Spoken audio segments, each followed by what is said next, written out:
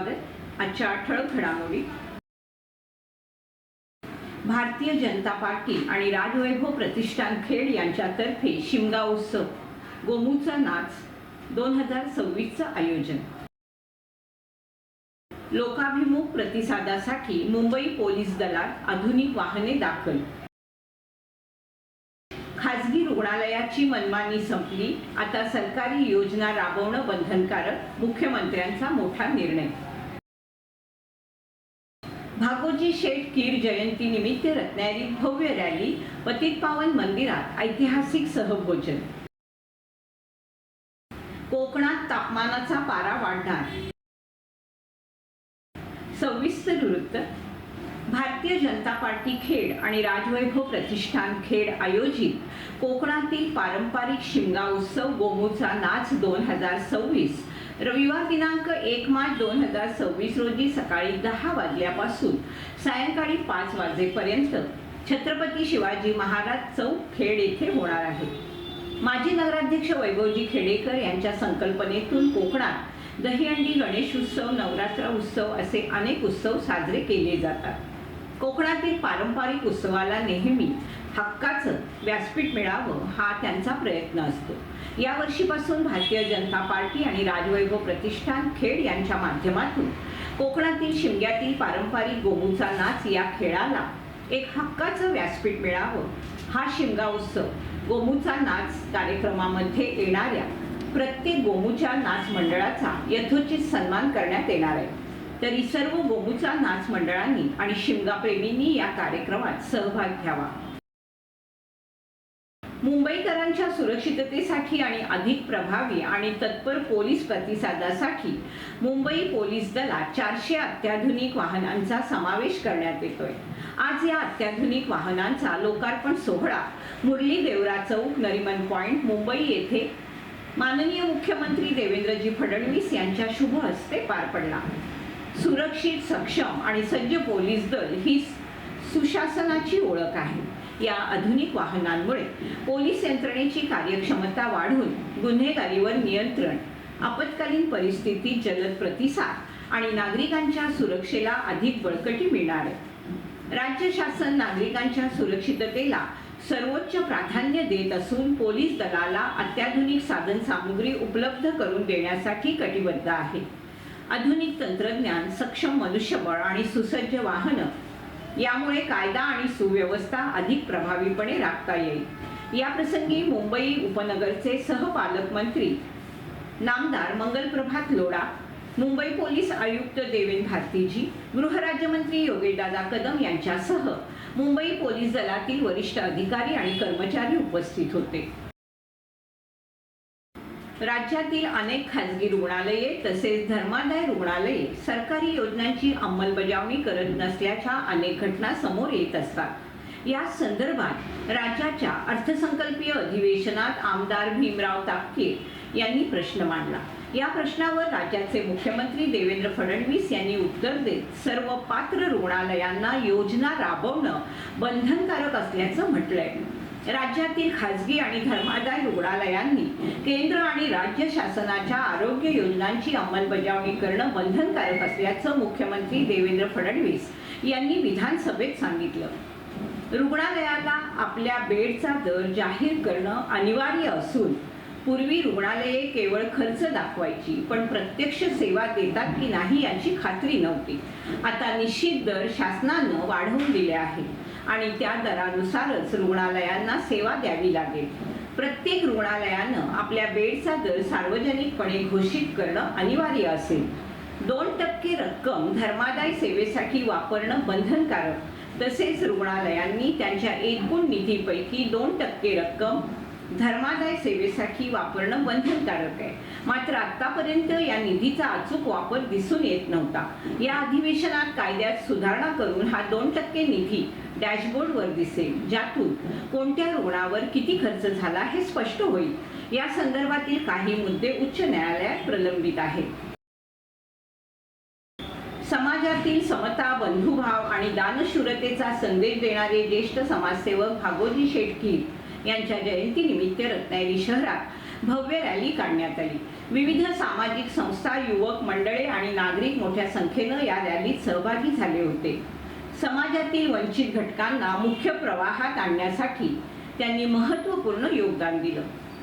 जयंतीनिमित्त शहरातील पतितपावन मंदिर येथे सहभोजन कार्यक्रमाचं आयोजन करण्यात आलं होतं. रत्नागिरीत 1930 साली झालेल्या पहिल्या सहभोजनाच्या ऐतिहासिक परंपरेला पुढे नेणारा हा उपक्रम मानला जातो. दुपारी 1 ते 4 या वेळेत पार पडलेल्या सहभोजनात विविध समाज घटकांनी एकत्र येत सामाजिक ऐक्याचा संदेश दिला. येत्या काही दिवसात कोकणात तापमानाचा पारा हळूहळू वाढण्याची शक्यता असून रत्नागिरी जिल्ह्यासाठी महत्त्वाचा कृषी सल्ला जारी करण्यात आला. डॉक्टर बाळासाहेब सावंत कोकण कृषी विद्यापीठ आणि भारत मौसम विभाग यांच्या संयुक्त विद्यमाने 24 फेब्रुवारी 2026 रोजी हा सल्ला प्रसिद्ध करण्यात आला. प्रादेशिक हवामान केंद्र मुंबई यांच्या अंदाजानुसार 25 फेब्रुवारी ते 1 मार्च या कालावधीत रत्नागिरी जिल्ह्यात पाऊस पडण्याची शक्यता आहे. या काळात कमाल तापमान 33 ते 34 अंश सेल्सिअस तर किमान तापमान 22 ते 21 अंश सेल्सिअस दरम्यान राहील. हवेतील आर्द्रता 77 ते 82% पर्यंत राहण्याचा अंदाज असून 25 फेब्रुवारी रोजी आकाश अंशतः ढगाळ त्यानंतर मुख्यत्वे निरभ्र राहील. वाढत्या उष्णतेचा विचार करता पिकांना गरजेनुसार पाणी देण्याची व्यवस्था करण्याचे आवाहन करण्यात आले. आंबा आणि काजू ज्या झाडांना फळधारणा झाली आहे अशा झाडांना दर 15 दिवसाच्या अंतरानं 150 ते 200 लिटर पाणी द्यावं. वाढत्या उष्णतेमुळे पशुधनाला उष्माघाताचा त्रास होऊ शकतो. यासाठी जनावरांना दिवसभर पुरेसं थंड पाणी उपलब्ध करून द्यावं. दुपारच्या तीव्र उन्हात जनावरांना चरण्यासाठी बाहेर सोडू नये आणि शक्य असल्यास गोठ्यात फॉगर लावून तापमान नियंत्रित ठेवावं. कुक्कुटपालनामध्ये पक्ष्यांना उष्णतेचा ताण कमी करण्यासाठी शेडच्या छतावर गवत किंवा नारळाच्या झावळ्यांचं आच्छादन करावं. अधिक माहितीसाठी शेतकऱ्यांनी नजीकच्या कृषी विद्यापीठ केंद्र किंवा कृषी विभागाशी संपर्क साधावा असं आवाहन तज्ज्ञ समितीमार्फत करण्यात आलंय.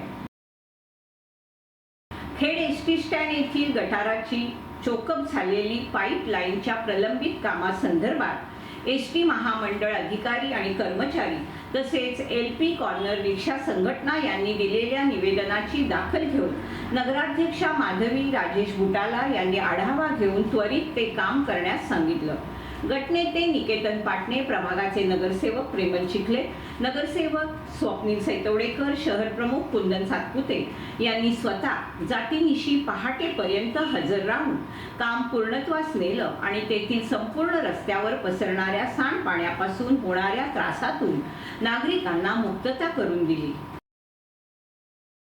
खेड तालुका पत्रकार संघाच्या माध्यमातून उल्लेखनीय कार्य करत असल्याबद्दल खेड तालुका पत्रकार संघाचे अध्यक्ष राजू चव्हाण यांच्या पाठीवर जिल्हा परिषद सदस्य अण्णा कदम यांनी कौतुकाची थाप मारून त्यांना पुढील वाटचालीसाठी शुभेच्छा दिल्या. यावेळी त्यांच्या सोबत जिल्हा परिषद सदस्य सचिन धाडवे, पंचायत समिती सदस्य प्रशांत चव्हाण, पत्रकार संघाचे सल्लागार उत्तम कुमार जैन उपस्थित होते. महाराष्ट्रातील राज्यसभेच्या 7 जागांसाठी येत्या 16 मार्च रोजी निवडणूक होणार आहे. या निवडणुकीसाठी उमेदवारी अर्ज भरण्यासाठी अवघे 6 दिवस शिल्लक राहिल्यामुळे भाजपकडून त्यांच्या कोट्यातील 4 जागांवरील उमेदवारांची नावं ठरवण्यासाठी चर्चा सुरू होती. या संदर्भात मंगळवारी रात्री मुख्यमंत्री देवेंद्र फडणवीस यांच्या वर्षा निवासस्थानी भाजपच्या कोअर कमिटीची बैठक पार पडली. या बैठकीला मुख्यमंत्री देवेंद्र फडणवीस, भाजप प्रदेशाध्यक्ष रवींद्र चव्हाण यांच्यासह 12 प्रमुख नेत्यांची उपस्थिती होती. तेहरान येथील भारतीय दूतावासानं इराणमधील सर्व भारतीय नागरिकांना उपलब्ध प्रवास साधनांद्वारे शक्य तितक्या लवकर देश सोडण्याचा सल्ला दिलाय. दिनांक 14 जानेवारीच्या सूचनेचा पुनरुच्चार करत दूतावासानं भारतीय नागरिक आणि भारतीय वंशाच्या व्यक्तींना दक्षता बाळगणं, आंदोलन निदर्शन क्षेत्रापासून दूर राहणं, दूतावासाशी संपर्कात राहणं आणि स्थानिक माध्यमांवर लक्ष ठेवण्याचं आवाहन केलंय.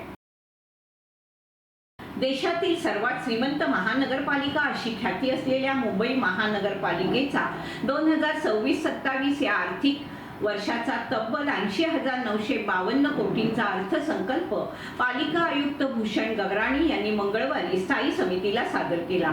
चालू आर्थिक वर्षाच्या अर्थसंकल्पापेक्षा या अर्थसंकल्पाचा आकारमान तब्बल 8.77% जास्त आहे. ही वाढ गेल्या वर्षाच्या तुलनेत कमी आहे.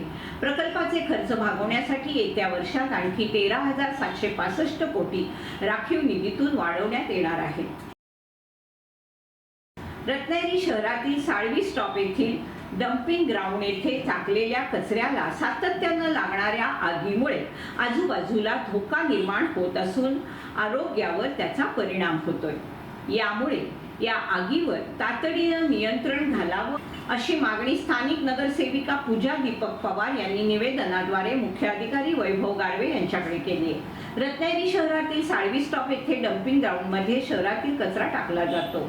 वास्तविक मध्यवर्ती ठिकाणी पडत असलेल्या कचऱ्यामुळे आजूबाजूच्या नागरिकांच्या आरोग्यावर परिणाम होत असतानाच या कचऱ्याला रात्रीच्या वेळी आग लावतात. यामुळे परिसरात धोका निर्माण होत असून त्यातून निर्माण होणाऱ्या विषारी धुरामुळे संपूर्ण परिसरात आरोग्याचा धोका वाढत आहे. यामुळे प्रशासनाने याकडे लक्ष द्यावं अशी मागणी सौ पूजा दीपक पवार यांनी निवेदनाद्वारे केली आहे. तसेच या ठिकाणी आग लागल्यानंतर ती विझवण्यासाठी तात्काळ अग्निशमन दल किंवा पाण्याच्या टँकरची व्यवस्था करावी असंही त्यांनी निवेदनात म्हटलं आहे. यावेळी त्यांच्या सोबत विभाग प्रमुख दीपक पवार देखील उपस्थित होते. महाराष्ट्र शासनाचा सांस्कृतिक कार्य विभाग सांस्कृतिक कार्य संचालनालय मुंबई आयोजित लोकमान्य बाळ गंगाधर टिळक यांच्या जीवन कार्यावर आधारित लोकमान्य टिळक सहस्त्र रश्मी सूर्याचा अवतार हा संगीत नाट्यमय कार्यक्रम दिनांक 28 फेब्रुवारी रोजी सायंकाळी 6 वाजता माळनाका येथील जयेश मंगल कार्यालय येथे आयोजित केला आहे. कार्यक्रमाचं आयोजन आणि सादरीकरण खलवायन संस्था करणार आहे. हा कार्यक्रम सर्वांसाठी विनामूल्य आहे. रत्नागिरीतील सुप्रसिद्ध कादंबरीकार संगीत नाटककार डॉक्टर श्रीकृष्ण जोशी यांनी या कार्यक्रमाचं लेखन केलंय. आजचा आघाडीचा गायक चैतन्य गोडबोले, सांगली गायिका मधुरा सोमण, प्रदीप तेंडुलकर, विनायक उर्फ राजू जोशी, मनोहर जोशी आणि खलवायांचे कलावंत हा कार्यक्रम सादर करणार आहेत. त्यांना संगीत साथ देवाशिष बापट, पार्थ परांजपे, संकेत पाडळकर, राग तांबे आणि प्रसन्न प्रभू तेंडुलकर करणार आहेत. पार्श्वसंगीत राधा दाते, प्रकाश योजना मंगेश लाकडे आणि रंगभूषा रामदास मोरे यांची आहे आणि नेपथ्य मोहन धांगडे, किशोर नेवरेकर, संजय आणि सौरभ लोगडे, सुधाकर घाणेकर, अमित घागडे साकार करणार आहेत. तरी सर्व रत्नागिरीकर टिळक प्रेमींनी या कार्यक्रमाला उपस्थित राहावं असं आवाहन महाराष्ट्र शासनाच्या वतीनं खलवायन या संस्थेनं केलं आहे. जलजीवन मिशन अंतर्गत महाराष्ट्र जीवन प्राधिकरणाकडे 455 कोटी 16 लाखांच्या सुधारित आराखड्याच्या जिल्ह्यात 12 पाणी योजना सुरू आहेत. या योजनांवर आतापर्यंत 198 कोटी 71 लाख निधी खर्च झालाय. ठेकेदारांनी 35 कोटींची कामं केली आहेत. 16 कोटी 55 लाख ठेकेदारांची बिलं प्रलंबित आहेत. अशा प्रकारे या योजनांना गती घेण्यासाठी सुमारे 51 कोटी रुपयांची गरज आहे. हा निधी न मिळाल्याने योजनांची कामं खोळंबली आहेत. शासनानं मार्चपूर्वी निधी वितरित केल्यास या कामांना गती मिळणार आहे. अन्यथा जलजीवन मिशनच्या पाणी योजनांची कामं रखडण्याची भीती व्यक्त करण्यात येते. रत्नागिरी जिल्ह्यात जलजीवन मिशन अंतर्गत ग्रामीण भागात प्रत्येकाच्या घरी नळाद्वारे शुद्ध पाणी पोहोचवण्याचं हर घर जल उद्दिष्ट आहे. 1400हून अधिक गावांसाठी 750 कोटीहून अधिक रकमेच्या योजना प्रस्तावित आहेत. अनेक गावांमध्ये कामं प्रगतीपथावर आहेत. यातील 12 योजना महाराष्ट्र जीवन प्राधिकरणाकडे आहेत. योजनांची किंमत 410 कोटी 58 लाख एवढी होती, परंतु आता सुधारित आराखड्यानुसार या 12 योजनांची अंदाजित रक्कम 455 कोटी 16 लाख एवढी झाली. या योजनांवर आतापर्यंत 198 कोटी 71 लाख निधी खर्च झालाय. ठेकेदारांनी योजनांचा निधी मिळणार असल्याने आणि काम खोळंबू नये यासाठी 35 कोटींची कामं केली आहेत. तसेच केलेल्या कामांची 16 कोटी 55 लाखांची बिलं प्रलंबित आहेत. योजनांच्या कामाला गती मिळण्यासाठी 51 कोटी रुपयांच्या निधीची गरज आहे. कोकणात दरवर्षी उन्हाळ्यात लागणाऱ्या वणव्यामुळे आंबा, काजू आणि नारळाच्या बागा जळून खाक होतात। या गंभीर प्रश्नाकडे आमदार शेखर निकम यांनी विधानसभेत राज्य सरकारचं लक्ष वेधलं। मेहनतीनं उभी केलेली बागायत डोळ्यासमोर जळताना पाहण्याची वेळ शेतकऱ्यांवर येत असून अशा नुकसानीसाठी सध्या कोणतेही ठोस सरकारी धोरण नसल्याबद्दल त्यांनी खंत व्यक्त केली। वणव्यानं बाधित होणाऱ्या जागांसाठी विशेष आग विमा संरक्षण योजना सुरू करावी, कृषी विभागानं तातडीनं पंचनामे करून आर्थिक मदत द्यावी आणि जाणून बुजून वणवा लावणाऱ्या समाजकंटकांवर कठोर फौजदारी गुन्हे दाखल करावेत, अशी ठाम मागणी निकम यांनी केली आहे। शेतकऱ्यांच्या आयुष्याला केवळ विकासाचा नाही तर संरक्षणाचा देखील आधार द्या, अशी भावनिक साथ त्यांनी सभागृहात घातली। आमदार निकम यांच्या या प्रश्नाला उत्तर देताना गणेश नाईक यांनी कोकणातील परिस्थितीची गांभीर्यानं दखल घेतली। सिंधुदुर्गच्या तुलनेत रत्नागिरी जिल्ह्यात बहुतांश क्षेत्र खाजगी मालकीचं असल्याने तेथील तांत्रिक बाबी वेगळ्या असल्याचं त्यांनी नमूद केलं। मात्र हा विषय थेट शेतीशी निगडीत असल्याने कृषी मंत्र्यांशी चर्चा करून बागायतदारांना विमा संरक्षणाचं कवच मिळवून देण्याबाबत सकारात्मक पावलं उचलली जातील असं आश्वासन त्यांनी दिलं। हा प्रश्न प्रभावीपणे मांडल्याने शेतकरी वर्गातून समाधान व्यक्त होत असून आता सरकार यावर नेमकं काय निर्णय घेतंय याकडे सर्वांचं लक्ष लागलंय।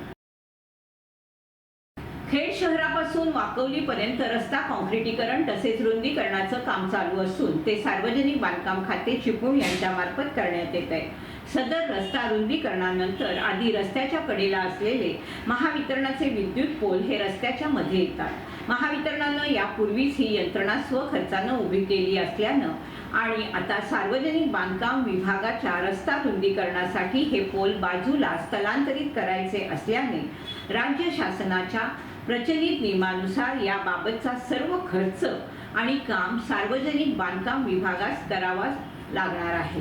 याकरता महावितरणाकडे फक्त 1.3% पर्यवेक्षकीय शुल्क भरल्यानंतर या तांत्रिक कामात महावितरण मदत करेल। दिनांक 12 फेब्रुवारीच्या सार्वजनिक बांधकाम विभागाच्या पत्रानुसार भरणेखेड महामार्गातील पोल स्थलांतर करण्यासंदर्भात सार्वजनिक बांधकाम विभागानं काम स्वतः करत फक्त पर्यवेक्षकीय शुल्क महावितरणाकडे भरण्याचा पर्याय निवडला आहे।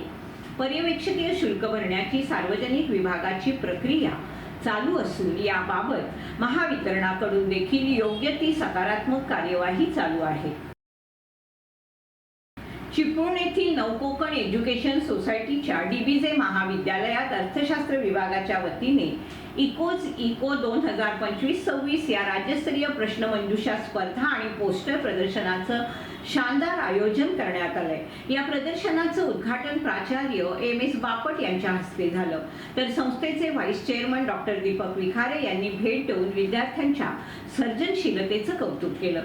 पोस्टर प्रदर्शनामध्ये विद्यार्थ्यांनी RBI गव्हर्नर, पंचवार्षिक योजना, वित्त आयोग, नोबेल विजेते आणि भारतीय चलनाचा इतिहास अशा विविध अर्थशास्त्रीय विषयांवर आकर्षक माहिती सादर केली। या कार्यक्रमाला उपप्राचार्य CC Athawale, registrar VR Jadhav, अर्थशास्त्र विभाग प्रमुख प्राध्यापक SK Namdas, doctor UD Suryavanshi यांच्यासह अनेक मान्यवर प्राध्यापक आणि विद्यार्थी मोठ्या संख्येने उपस्थित होते। राज्यस्तरीय प्रश्नमंजुषा स्पर्धेत रत्नागिरी आणि सिंधुदुर्ग जिल्ह्यातील अनेक महाविद्यालयांनी सहभाग घेतला होता। अटीतटीच्या झालेल्या या स्पर्धेत रत्नागिरीच्या गोगटे जोगळेकर महाविद्यालयानं प्रथम क्रमांक पटकावून फिरता चषक आणि रोख पारितोषिक आपल्या नावे केलं।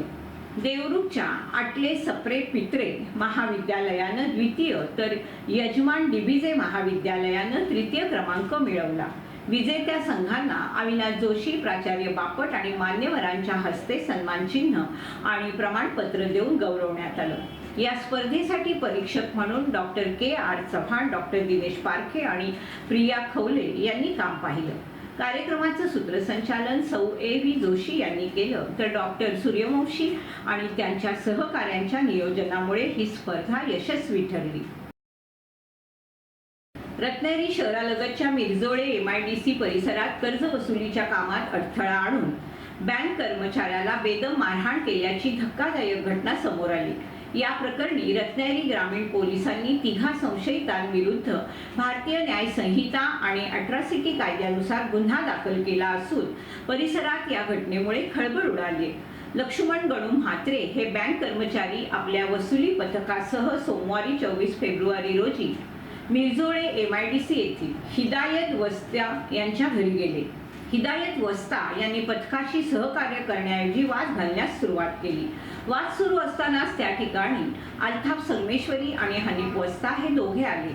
त्यांनी परिस्थिती समजून घेण्याऐवजी लक्ष्मण म्हात्रे यांना उद्देशून अर्वाच्य भाषेत शिवीगाळ करण्यास सुरुवात केली। वादाचं रूपांतर लवकरच धक्काबुक्कीत झालं आणि संशयितांनी म्हात्रे यांना जीवे मारण्याची धमकी देत शारीरिक इजा केली। सरकारी कामात अडथळा आणून भर दिवसा करण्यात आलेल्या या मारहाणीमुळे बँक कर्मचाऱ्यांमध्ये भीतीचं वातावरण आहे। या घटनेनंतर लक्ष्मण म्हात्रे यांनी तात्काळ रत्नागिरी ग्रामीण पोलीस ठाणे गाठून तक्रार दिली। त्यांच्या तक्रारीवरून पोलिसांनी अल्ताफ संगमेश्वरी, हिदायत इस्माईल वस्ता आणि हनीफ हिदायत वस्ता या तिघांवर गुन्हा नोंदवलाय। पीडित कर्मचारी अनुसूचित जाती प्रवर्गातील असल्याने पोलिसांनी या प्रकरणात भारतीय न्याय संहितेच्या कलमासोबत अनुसूचित जाती आणि अनुसूचित जमाती अत्याचार प्रतिबंधक कायदा अंतर्गत गुन्ह्याची नोंद केली। याचा तपास उपविभागीय पोलीस अधिकारी रत्नागिरी करणार आहेत। याचबरोबर वेळ झाली इथेच थांबण्याची। आपण पाहत राहा आपली लाडकी वाहिनी, दीप वाहिनी।